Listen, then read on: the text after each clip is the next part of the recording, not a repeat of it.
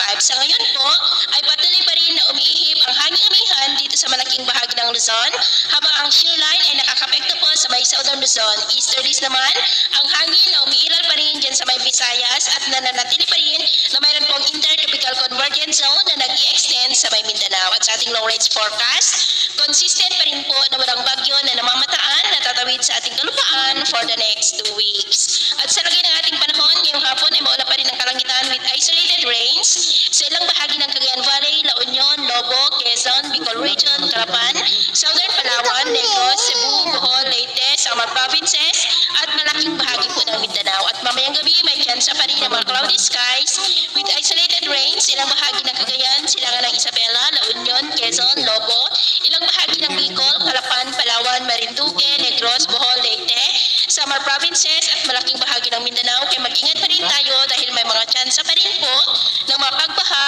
at pagguho ng lupa.